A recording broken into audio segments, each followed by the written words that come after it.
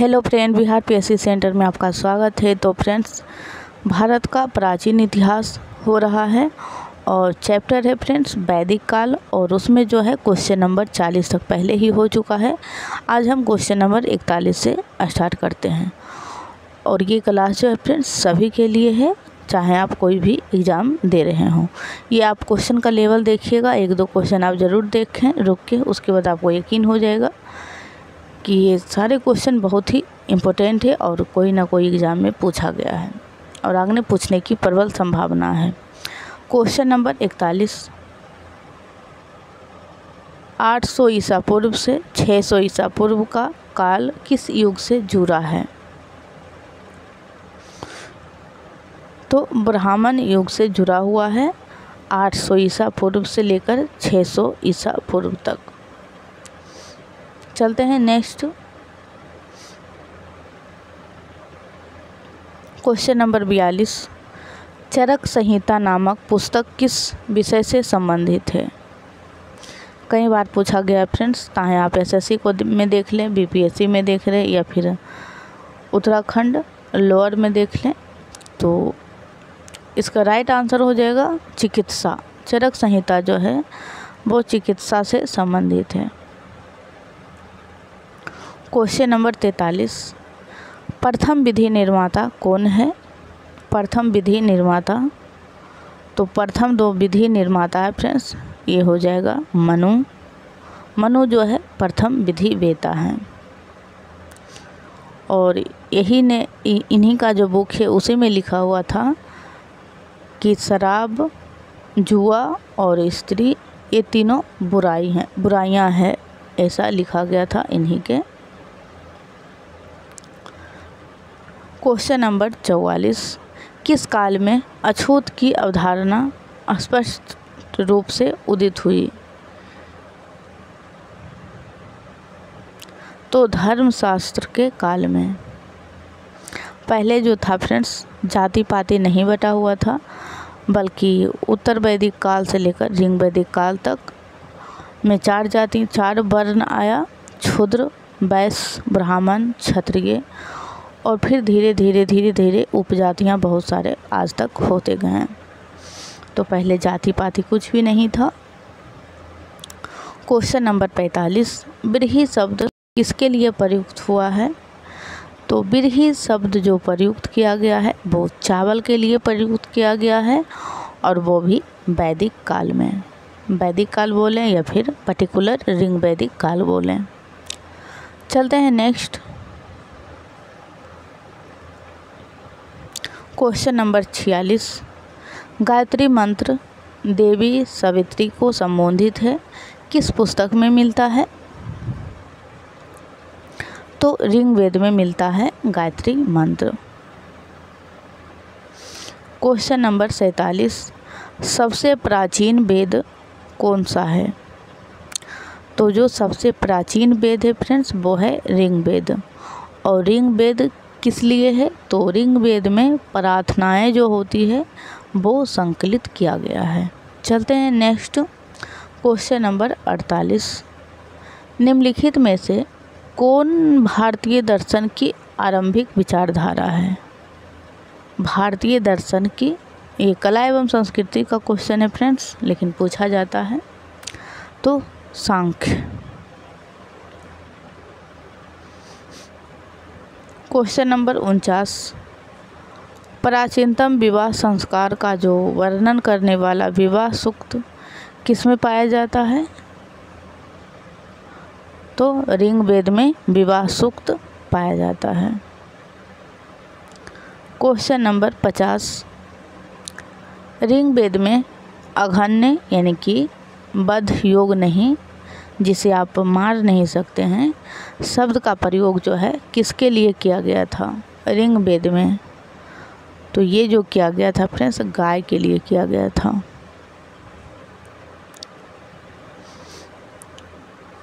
Next question number 51, निम्न में से कौन सी स्मृति प्राचीनतम है? तो इसका जो राइट आंसर हो जाएगा मनुस्मृति सबसे पुरानी है और मनु ही है जो पहली विधि वेता हैं। फ्रेंड्स, अगर आपको क्लास अच्छी लग रही हो तो प्लीज़ आप लोग लाइक ज़रूर करें। लाइक आप करेंगे तभी तो हमें एहसास होगा कि आप लोग को क्लास अच्छी लग रही है। और चैनल को तो आप सब्सक्राइब करना बिल्कुल भी ना भूलें फ्रेंड्स, क्योंकि आप अगर एग्ज़ाम की तैयारी कर रही हैं तो आपको GS के लिए आपको इससे अच्छा मंच कहीं नहीं मिल सकता है, क्योंकि बहुत कम टाइम में आपको GS जा रहा है, वो भी सभी विषय से। तो क्वेश्चन नंबर 52 है, वैदिक नदी जो है कुंभा यानी काबुल का स्थान कहाँ निर्धारित होना चाहिए? तो ये जो अब चला गया है फ्रेंड्स, वो अफगानिस्तान में चला नहीं गया है फ्रेंड्स, बल्कि वहीं था कुंभा। क्वेश्चन नंबर 53, आरंभिक वैदिक साहित्य में सर्वाधिक वर्णित नदी है।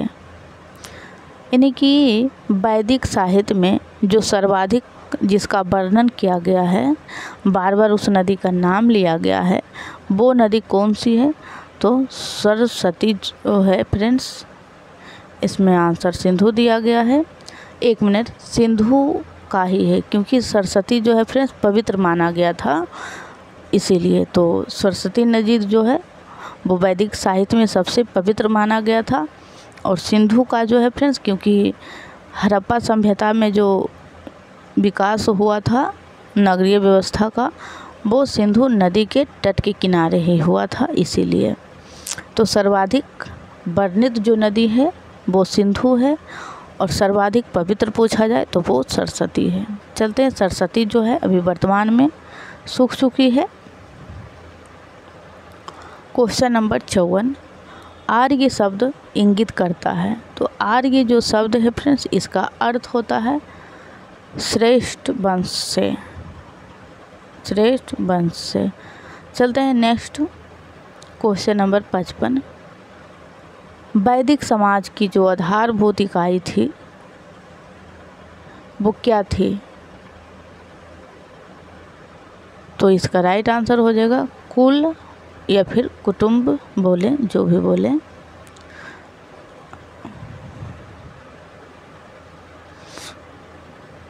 क्वेश्चन नंबर 56, मनुस्मृति मुख्यतः संबंधित है। तो मनुस्मृति जो संबंधित है वो समाज व्यवस्था से संबंधित है। इस जो वैदिक कालीन जो चैप्टर था फ्रेंड्स, इसमें यहीं तक था। अब हम नेक्स्ट चैप्टर में एंट्री करते हैं।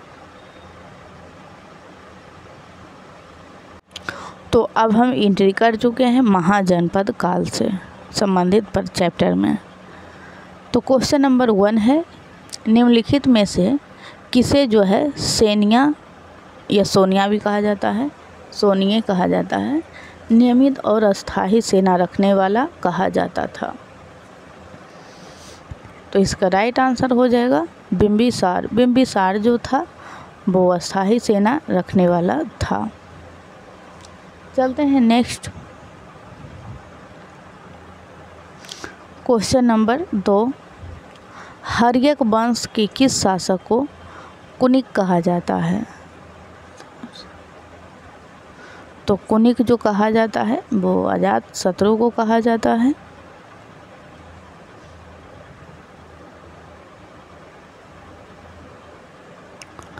क्वेश्चन नंबर 3, निम्नलिखित में से मगध का कौन सा राजा सिकंदर महान का समकालीन था? तो सिकंदर महान के जो समकालीन था फ्रेंड्स, और ये पूछा जा रहा है मगध का राजा, तो घनानंद जो थे यही सिकंदर के समकालीन था। और घनानंद को हटा करके चंद्रगुप्त मौर्य जो हैं वो गद्दी पर बैठे थे। क्वेश्चन नंबर 4, निम्न में से कौन सा एक सिकंदर के आक्रमण का प्रभाव नहीं था? तो देख लेते हैं एक एक ऑप्शन को। इस आक्रमण ने भारत और यूनान के बीच प्रत्यक्ष संपर्क स्थापित करवाया। यहाँ पे पूछा जा रहा है कौन सा प्रभाव नहीं था। इस आक्रमण ने पश्चिमोत्तर भारत में यूनानियों की स्थापना का मार्ग प्रशस्त किया। सिकंदर अनेक उपनिवेशों की स्थापना के लिए उत्तरदायी था और उसने भारत को यूनान की रियासत बनाया। उसने भारत को यूनान का रियासत बनाया। ऐसा नहीं हुआ था फ्रेंड्स, यही प्रभाव नहीं बना था, क्योंकि सिकंदर जो है फिर वापस चला गया था और रास्ते में ही उसकी मृत्यु हो गई, तो भारत को वो यूनान का साम्राज्य नहीं बना सका। Question number 5। और फ्रेंड्स ये आज का जो क्लास है इसका लास्ट MCQ है। कल हम 6 से फिर कंटिन्यू करेंगे। तो चलिए, किस शासक ने गंगा एवं सोन नदियों के संगम पर पाटलिपुत्र नामक नगर की स्थापना की? तो इसका राइट आंसर हो जाएगा उदयन। उदयन जो है पाटलिपुत्र नामक शहर बसाया था। फ्रेंड्स आप लोग लाइक ज़रूर करिएगा, चैनल को सब्सक्राइब करना बिल्कुल भी ना भूलें और वीडियो को ज़्यादा से ज़्यादा शेयर करें और आप लोग लेक्चर 1 से क्लास को स्टार्ट करें। आज के लिए इतना ही, फिर मिलते हैं कल।